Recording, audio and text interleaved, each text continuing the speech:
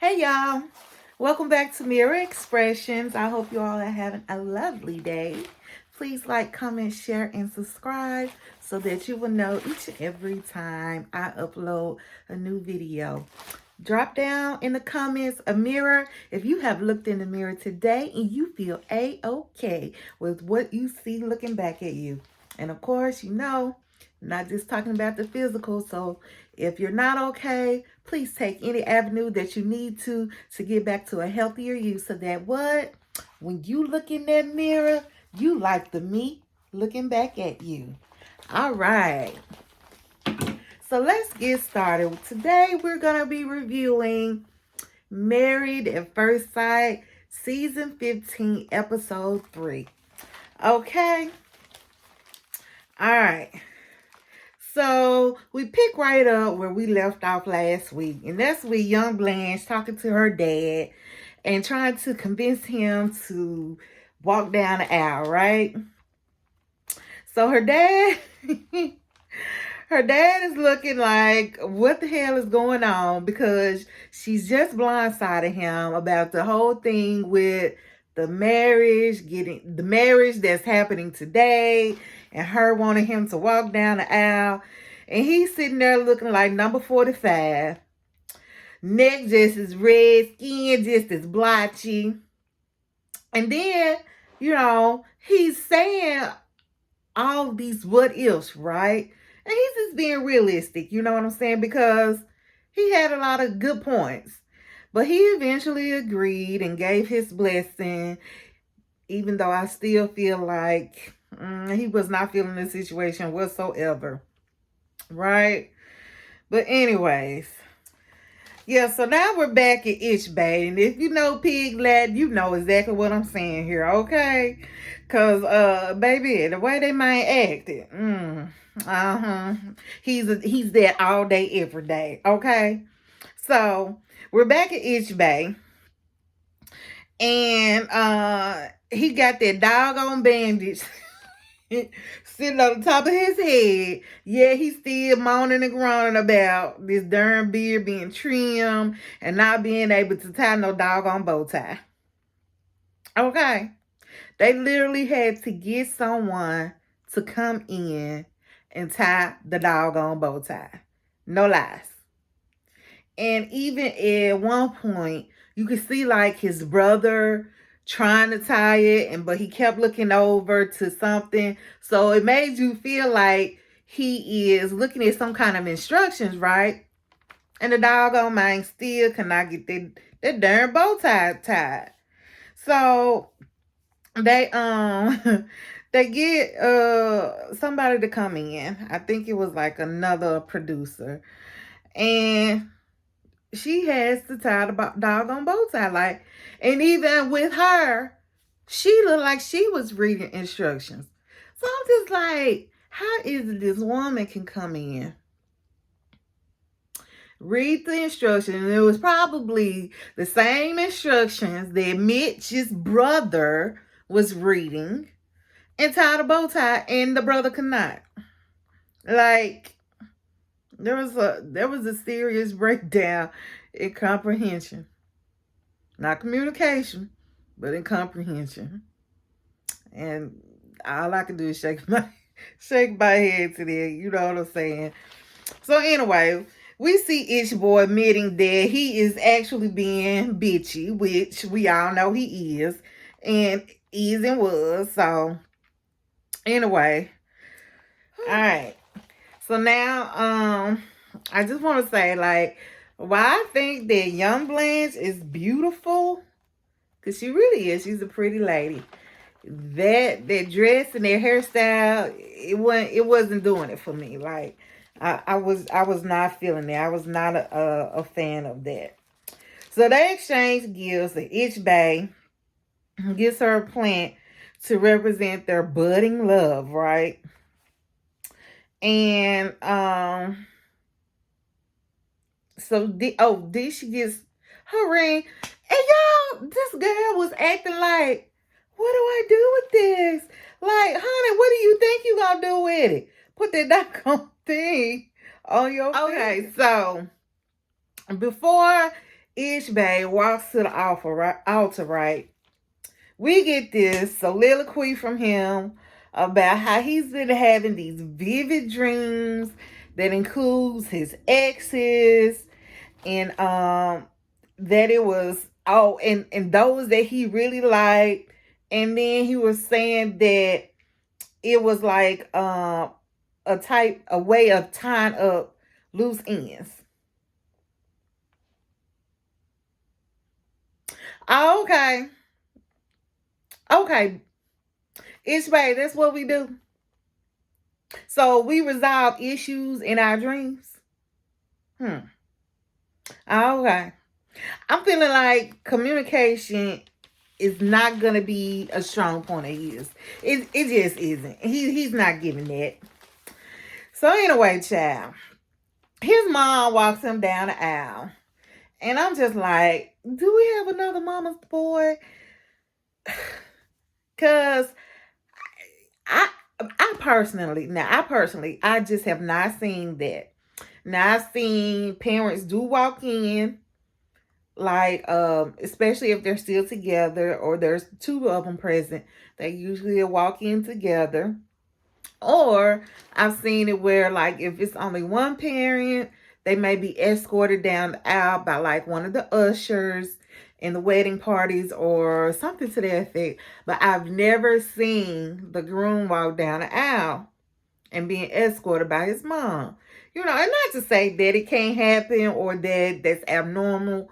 I'll just say I've never seen it. You know what I'm saying? And it could just be like the type of wedding they were having and just the whole situation they were in that it happened like that. I don't know. Y'all drop down in the comment. Tell me your thoughts on that. Like, is that something you've seen before? Or did you think that was kind of abnormal or whatever? Let me know. Let me know your thoughts, okay? All right. So anyways, so young Blanche mom walks in. Hey, and baby, that thing was baby, she came in with that high pink dress and I mean, mama was, that thing was, as they say, that thing was angry. Mama looked good, okay? She looked young and mama had that work done so that she could be some work, okay? Shout out to Dennis. Had their work. Oh my goodness. So anyway, mama came in looking good, baby. And Ishmael was like, oh, is that my wife? Look, you are almost 10 years older than your wife, so you might be at least 10 years younger than the mama. So, hey, you can go either way. Because he sure looked like he was kind of fiending at the mama, you know what I'm saying? But, so anyway, that's all I'm going to say about mama. She had it going on. So, young Blanche, she finally walks down the aisle and Pops clearly was not he clearly was not dressed for the wedding. But you know what? I don't blame nobody but young Blanche. She set that mind up for failure in that area. You know what I'm saying? By trying to wait to the last minute and really tell him what was going on. So, but I wrote down that you could tell she was nervous, and you could. She came out, she was speaking really quick. She was speaking quickly, and Jez, I also noticed she was not really giving him great eye contact. She really never looked at him. She looked more at the audience or at the officiant more than she paid attention to him, or as far as like looking him in his eyes or whatever. So they exchanged rings, vows, and lip service. So anyways, so I also noticed that even with the reading of the vows, like of course when she read hers, she was looking at her paper, but even when he was reading his, she did not look at him in his eyes. That just really stood out to me. It really did, because I felt like they could be like her not being pleased with him, for one, right? Because at this point, we really don't know what she's thinking about him. So it could have been that. It could have been she's just a shy person. You know what I'm saying? And then also I was thinking about, excuse me, that it could have been like her maybe having some type of insecurity, like, well, is he gonna like me? And having that fear in the back of her head, like, well, I'm not gonna really look at him because I may be afraid of what I see when I look at him. Like, will he be looking at me in disgust, or you know what I'm saying? So I just felt like it could have been one of those three things. And of course I could be wrong. This is just viewers perception, right? This is my reflection, right? Right. So but yeah, so at that point, that's what I was thinking. But that just really did stick out to me, how she just did not really look at him. So, but y'all tell me what y'all think, okay? Don't hesitate. Just go drop down in them comments, y'all. Tell me what you think. And we do not have to be on the same page, I promise you. But we can talk about it. That's what's up. All right. So anyway, she says, she did seem excited. Like after they went back to talk, she said she wanted somebody that was tall, bald, and bearded, and that's exactly what she got. So she seemed excited. I think that was probably more just of her nerves, like at this point, just looking back, yeah, I think that was more of what it was. So then they chatted up, and it's all good. So then we pan over and we see Morgan moping about not getting married. Like, dude, your husband to be, he got that itch. You know what I'm saying? The man, let him get through it, okay? Because you don't want him out here being no super spreader. Because he trying to marry you, and then he getting you sick and all your guests sick and the production sick, and man, let that man get better. You know what I'm saying? Oh, I'm like, oh my gosh. We see Ben, and he's his just talking about how he tried his best not to get sick or whatever. So um with his hated it self, because baby, he still had that little thing up on his head. That little patch of hair, baby. I'm just like, oh, no sorry. We're now at Lindy and Miguel's picture time. And Lindy's talking about Lindy is talking about Miguel's flamboyant tugs, right? Oh my gosh. Like, I was not expecting that she was gonna actually say something. But she did. And she said her first impression, I think the word she used was that it was fashion forward, right? Like a nice way to say that ish was ugly.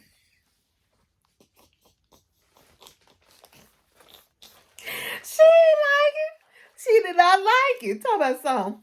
Oh, his tux was his suit look was very fashion forward, baby. He liked it. You did not like it. Just say you didn't like it, girl. It was too much. It was too much. So then, young Blanche and Ishbay, we see them taking their pics, right? And the one thing that I got from them was that it was cold. I'll get out outside, because all you can see were people taking off and putting on their coats as they were taking pictures. Like, they come take a picture, they take the coat off. As soon as the picture was over, they putting the coats on. And I was just like, if y'all knew it was cold outside, why y'all come to this wedding half dress? Like, there are ways that you can still be sexy on this TV, because of course you knew you was finna be on TV.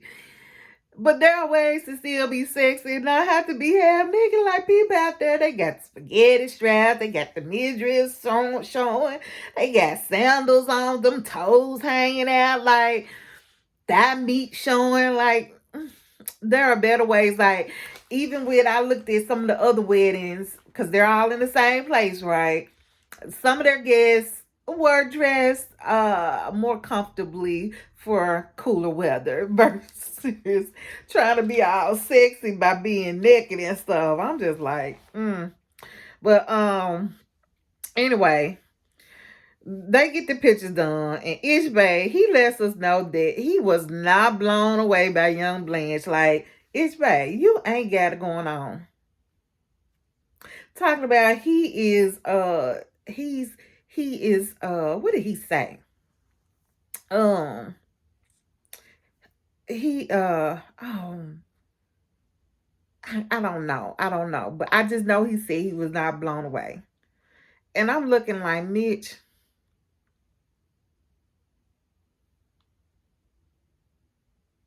Like, Mitch, now you know. Now you know, Mitch. You know. Like, what makes you think? You know what? I'm not going to even go there. I'm just not. That's all I'm going to say on it. So, anyway, it's party time for Linda and Miguel. They have their first dance, and they're cute together. I actually like them as a couple. Like, I really do. So we zoom back over to young Blanche and Ishbay. Now they're at their reception, right? And during their first dance, Ishbay had the nerve to tell this woman how to dress. He started off by saying that he liked that she took her heels off, and that he likes to see women in jogging pants. Like, Ishbay, like, what in the R. Kelly? You want her to dress down and not look good so the next person don't want her. That's all that is, and that screams insecurity. Insecurity. Insecurity. Like, really. Like, why would you want your woman to look trash? Is it to make you feel better about yourself? Like, he tried to write it out just like, oh, I'm just a laid back person. I don't like all that kind of. I don't like you, itch, babe. I don't like you. How about? Let me stop, y'all. Like, yeah. Okay. Let's keep it moving. Cause that's definitely another red flag. I'm not gonna say a red flag because I've seen too many from him already, and we are just on what, episode 3? Like, no. Okay. So then we see Sasha and Baby JL reception. Okay. The people are clanging their glasses, right? And both of them are looking around like, what does that mean? What? Now y'all know what the hell that means. Y'all have all seen Married at First Sight plenty of times to know that when they clank them glasses, they, they want y'all to kiss. Like, stop out acting brand new out here in these streets, man. And just go kiss. Whew. So anyway. So they're talking. It sounds like from their banter that Stasha may not want to have children, because she's talking about, just the freedom of just being able to get up and go whenever she wants, like including moving, traveling, because, she basically said, I ain't got nothing holding me down. I don't have children. I don't have no dogs. And it didn't seem like she was just talking about the right then and there. It just seems like she was also speaking on the future. Like, she was being futuristic with that conversation. So, excuse me, y'all. So that's why I said it just seems like she may not want any children. And I don't think we've gotten that conversation from them yet as far as what they both want when it comes to children. So that'll be interesting to see. So now we're back at Alexis and Jolly the Green Giant's reception, okay? And she's telling him that she thinks he's a good balance for her because she's a firecracker. Okay. The one thing he said was that he is a pleaser. And that can be such an unhealthy thing, to be a people pleaser, right? Because you're trying to feed this insecurity in yourself of, I'm not enough, and so I don't want to lose this connection with somebody else. So I'm going to do what I have to do at all costs. Or I want this person to like me so bad that I'm going to do whatever at all costs. And the problem with that is, when you begin to do those type of things, you sacrifice your well-being for the happiness of others, right? And so it just becomes an unhealthy situation. And so I don't think he realizes that, like, you have to take care of yourself too. Like, treat yourself just as if you would treat somebody else. You know what I'm saying? Because at the end of the day, these people that you're trying to so much please, are they willing to do the same for you? Like, don't put yourself out there for someone who's not willing to do the same. Like, you always have to think of, always need to think of yourself as well in that equation. Like, don't give so much of yourself that you have nothing left for yourself to give to, if that makes sense. Okay. So I just hope he at some point realizes that being a people pleaser is just not the way to go. And that doesn't mean that you have to be mean or uncaring or unkind to others. No, I think that's probably generally his spirit anyways. And so he doesn't have to change that about himself. But at the same time, don't go to lengths to be okay. Like, for instance, a people pleaser may have an issue with someone but doesn't want to bring it up, and may just keep sweeping things under the rug because they don't, for the fear of bringing it up and have someone be angry with them.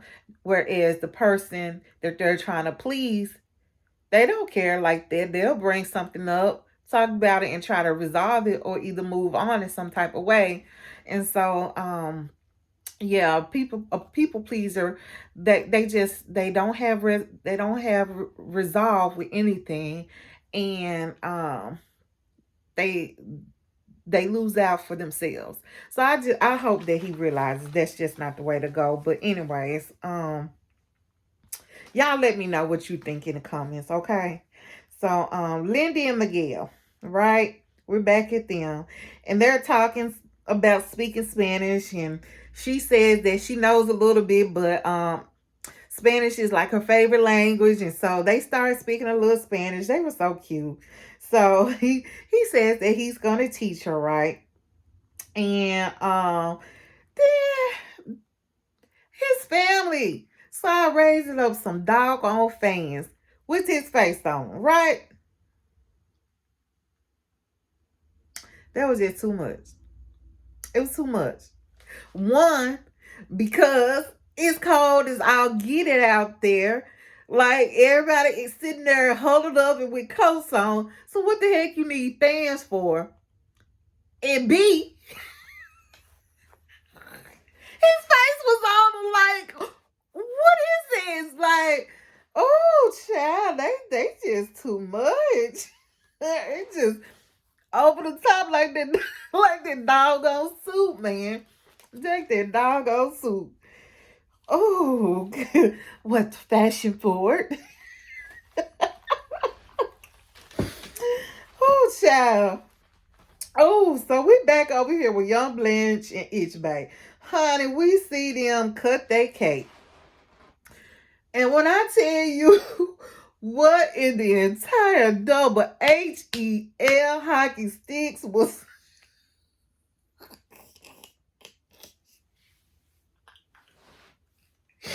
Wait a minute. HEL double hockey sticks. What in the entire hell was that cake? It was like a big blob of green mess. It was not shaped like anything specifically. Oh my gosh. It looked like Slimer from the from the Ghostbusters. Like, it was just a hot ass mess. It was a hot mess. Oh my gosh. And then little young Blanche was like, oh, it looks like it's an ocean motif. No. It looks like some 5-day-old translate. Oh, child. Oh my gosh. Let's get that mess up out of Get that up out of there. Oh, child. I think he had dead flowers on it and everything. Cause he picked out a flower and gave it to him. And the darn flower looked dead. Oh my goodness. Oh my goodness. Oh. Oh, okay. So after that, I'm sorry, y'all. After that mess, we see this montage of everybody cutting and eating their cakes, right? So they knew that cake was a hot mess because they were the only couple they really showed like that. Them taking the time and looking at the cake and everything else. Everybody else, we just got this montage of them doing it, right? All right.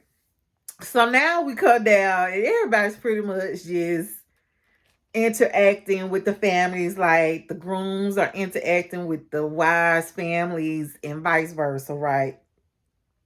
So Miguel's sisters is with his sister, right? Because he only has one. So yeah, Miguel's sister and Lindy are talking.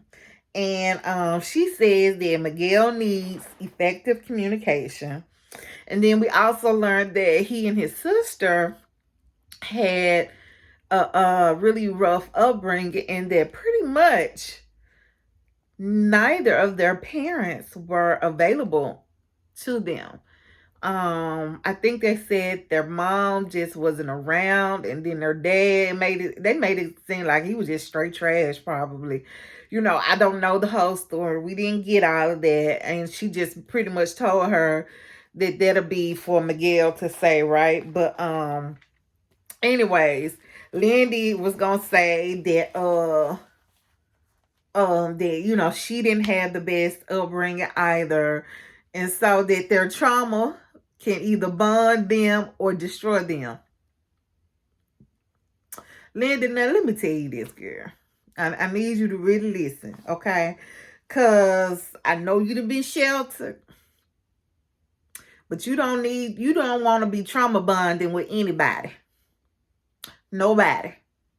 Just because y'all both done went through something, no. You don't need to be trauma bonded with anyone. Like, that is not gonna put you in healthier places. Most relationships that are created over trauma bonding, they don't work out. It's just not a healthy situation. Enough said. So then Miguel is conversing with her family. And her little brother, well, matter of fact, it's not her little brother. And I think I said that last video. So it's actually her older brother. He looks young though. But anyway, so he is giving Miguel the business, baby. And he is very direct and upfront. And so he's talking about religion. And we find out that Miguel, he's not into organized religion. He did really never say if he believed in a higher being or not. He just said, well, how can you say which higher being is the right one if this person believes in Jesus and this one believes in something else, and and this one doesn't believe in anything, so he never really said that. Only thing we really got was that he does not believe in organized religion. And baby, her brother was like, well, we hope that anybody she got with would take that serious, because we're serious about our faith pretty much. And so, I loved how her brother was very, very direct. He had Miguel stumbling all over his words, right? It was just funny to see. But at the end of the day, people have the right to believe what they want to believe, and just because you believe in something does not mean that the person or somebody else has to believe what you believe. I do think that when it comes to things like marriage, you should be equally yoked, because there may cause tension in a relationship if you're not. And then there may be a difficulty, like if children are brought into a situation, like how would they be raised or whatever. But y'all drop down in them comments, you tell me your thoughts. Like, I have seen like people that don't have to be on the same page in religion work it out, but I just think that's probably few and far in between. Like, I can remember one of my childhood friends, her parents, one was in the Baptist faith and one was a Jehovah Witness. So, but they stayed together for a long time. And they may still be together. Actually, I think they are. I've lost contact with that particular friend, but yeah. So I think it can. I just think it makes things more difficult or whatever. So y'all tell me your thoughts, okay? So anyway, we see Justin, his brother, and they're having a very meaningful heart-to-heart conversation, just basically about the whole his brother didn't want to be supportive, and he sees him for who he is, basically, and that's a grown man, and so they need to move on. Then Alexis is talking about walking down the aisle, how she wasn't sure about him, right? But after getting to know him, she's all in it. Now, ma'am, at what point did you get to know him? I mean, because it's been all of like at least 5 hours at this point, if that. Like, at what point did you get to know him? Talking about, but after I got to know him, blah, blah, blah. At what point did you get to know him, ma'am? At what point? I just want to know. Like, school me. Teach me. When did this happen? Did my eyes fail me? Was it something I missed? Did I blink too soon? Or not soon enough? Baby, I'm just like, what in the world? Oh, jeez. Oh, these fabricated fairy tales. I'll tell you the truth. Anyway, Ishbay and Miguel, they meet up in the bathroom. Part of me kind of think they was playing, but I mean, it could have been they both had to use the bathroom at the same time. But production knew at least one of them was in there, and they didn't say, "Oh, blah blah blah." They just let it go on and happen. So they meet up in the bathroom, and they, of course, are talking about their wives, and they both trying to say that, yeah, everything is good. I was pleased with my match and blah blah blah. And while Miguel is coming across genuine because he was all giddy and smiley, and Ishbay was like, I couldn't believe a word he said. Like, you could just hear it all in his voice. Like, I don't even think he believed that he was saying. You know what I'm saying? I think he was just putting on because Miguel was happy, so he wanted to say, like, yeah, I got what I want too. Knowing he was not pleased. He was not pleased. Okay. Anyway, so we see Baby JL talking to Sasha's folks, and he laying straight game. Whatever question they asked, I just feel like it was full of lies. It was just full of their bull-ish. It was. And Flies was just all in it. It was a mess. It was a mess. And he's a mess. Okay. And I wouldn't believe anything he was saying from a mile away. So as Sasha is talking to his only male friend,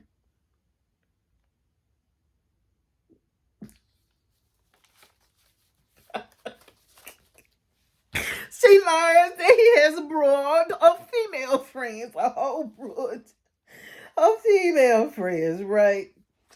Oh, child. And so, the male friend, he does ask her, like, how does she feel about that? And she basically just said if boundaries are respected, there's not gonna be an issue.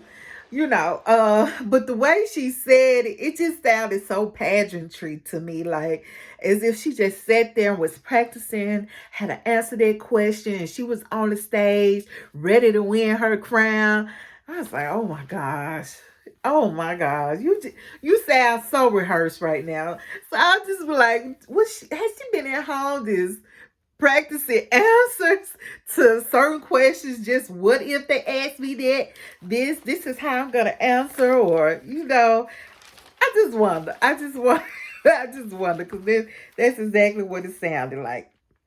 But anyway, uh, so wait a minute, hold on, let me go back because then. Oh, okay, so after she talks to the friend, we actually see Baby JL and Stasha. Now they're together, and one of the female friends is there talking to them, right? And honey, when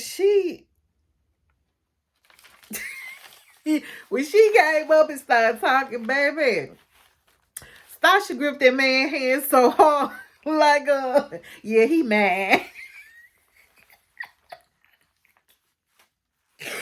Stasha up here saying she don't care and it doesn't matter. But baby, Stasha ain't playing. She is not playing. She was marking her territory. She gripped that man's hand so hard. I think I heard his knuckles crack. Oh, tickle me so. Oh.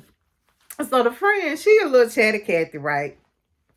And she's over there getting all emotional and saying, how they do this and that together. They play the games. They be having game nights. They like to go hiking and and watch the sunsets. And baby, Sasha's like, honey, why are you getting so emotional? And I'm like, yeah, because she only known the man a year. 1 year. 1 year. And then production so shady. So when she talked about how she loves to do the hiking and the watching the sunsets, production does a flashback to the actual wedding nuptials when they're saying how Baby JL, he likes to do hiking and he likes to watch the California sunsets. So we see who he likes to do those type of things with, right? Them will you say he just a friend? Okay. Okay, boo, I see you. I see you, friend. Sasha see that ass too.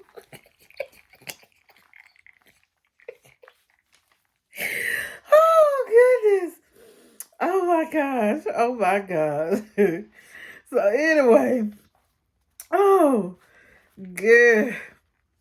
So we just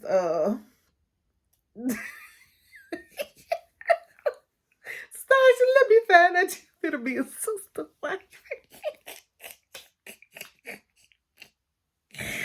Oh, Sasha looked at that woman like, girl, man.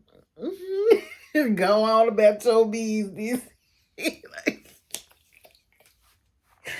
Oh, that was funny to me. Oh, okay. Let's keep it going. Y'all. So next we see the bouquets, the throwing of the bouquets and the garter bells, right? Oh my God. I think this probably was the highlight of the night. So we had Jolly the Green Giant. I'm gonna try to keep it together, y'all. We had Jolly the Green Giant and Alexis, okay? Honey. Jolly the Green Giant, they start the music and he starts. He trying to be all sexy. He doing the point. He doing the shimmy of the shoulders. And baby take off his coat. He throw them some spindles down. He biting them lips like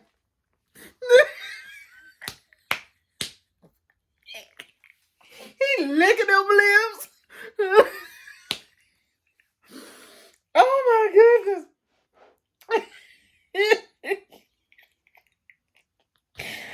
Ooh, it was a fail, Justin. It was a fail. It was a fail. It was an epic fail. Wasn't nothing sexy about that. Alexis hollering for him to get on the beat. The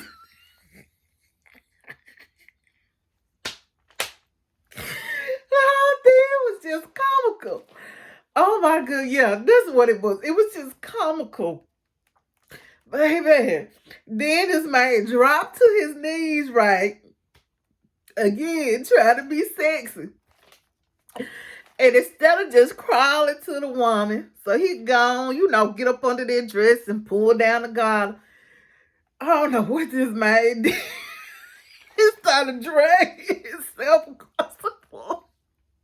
Like he would move his arms and then drag his legs behind him.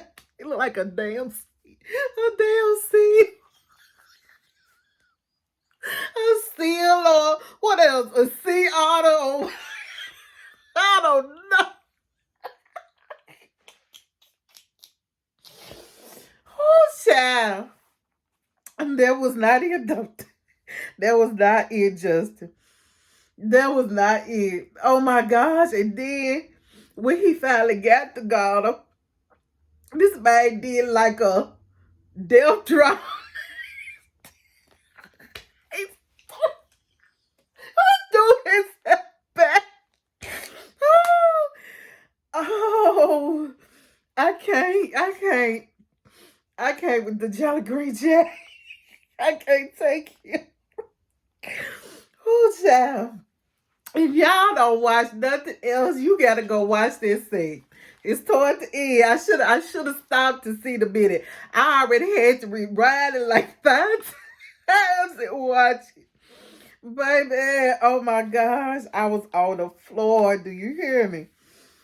Oh, goodness. Oh. So anyway, after that, after I rewinded it about 5 times, all I could think about was, we're not finna see all freaking weddings this episode. Because, right, like I said, this is toward the end. And we still have yet to see Ben and Morgan. I'm just like, really, Lifetime? Really? Y'all gonna put us out one more week with a goddamn wedding just because it didn't happen when the other weddings did does not mean that you have to keep putting it off. Like, go edit that junk in. Like, we ready to get to the meat of the season. Like, God dog. Really? I was just like, oh my gosh. All right, so now we're rounding up to the end of the episode, right?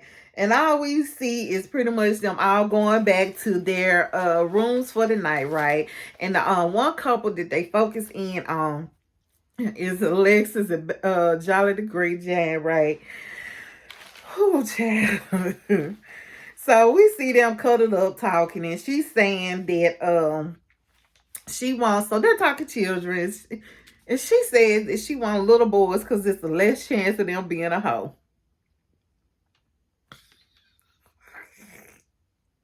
Like, where's the logic? Where's the logic in it? Where's the logic in it? I want to hear from y'all. Drop down in the comments if you agree with that. Like, that girls have the tendency to be more of a hoe than a boy. I want to know. I want to know y'all thoughts. Drop down in that comment and let's talk about things. Because, baby, I know plenty of male hoes. Plenty of them. Like, being a male or female, to me, in my mind, is not indicative of whether you going to end up being a hoe or not. Like, we just gonna forget about your parenting and the values that you instill in your child. It's all about the gender. Like make it make sense, baby. Make it make sense. So anyway, they did, as they keep talking, they realized they have things in common. Her middle name Grace. He wants a daughter named Grace. They both were class presidents. Like, why are we talking about high school at this point? Like, aren't y'all in y'all freaking 30s by now? I think they are. I don't know. The damn near, like, you'd have been out of high school at least 10 years. So why are you still talking about it? So anyway, they talk about that. And so Alexis, Alexis lets us know that I think Jolly the Green Giant asked her about her first thoughts.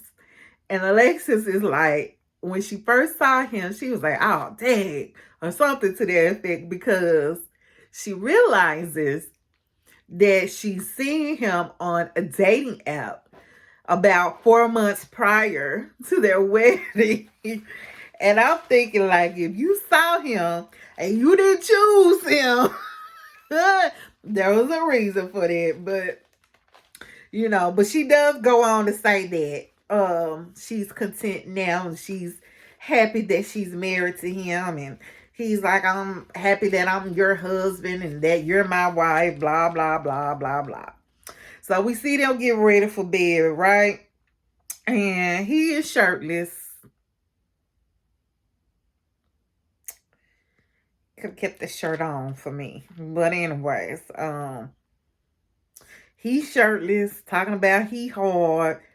She hiding between her legs. And so yeah, I believe it's going down tonight. I believe they gonna do the do. I believe so. Y'all tell me what y'all think down. Drop down in the comment and tell me what y'all think. So anyway, that was the end. And we still got one more freaking wedding to go. And there's Morgan and Ben. You know what I'm saying? Y'all, this episode was fun. I had so many good laughs out this episode. Y'all tell me what y'all think. Y'all please like, comment, share, and subscribe. Please get in them comments, y'all. We got to talk about this thing. Oh, and before I leave, if you just have been a fan of Married at First Sight over the different seasons, then you should know this was a couple of this couple was a couple of seasons ago. But Brianna and Vincent, I seen a picture of them and they are expecting, which I remember their season. Brianna was like, I don't want to have a baby. She was so terrified about it. But she is absolutely radiant, just glowing. And so I'm so happy for them, and I wish them all the best with her pregnancy and the delivery, and then just bringing their bundle of joy home and raising it, he or she, you know what I'm saying? So I thought that was beautiful, and just thought I would share with y'all that have not heard the news yet. But anyway, y'all, until next time, I have enjoyed this. Oh my goodness, I had so many laughs tonight. So I pray for you. You pray for me. And what? Yes, we gonna watch. Till next time, y'all. Love y'all. Bye.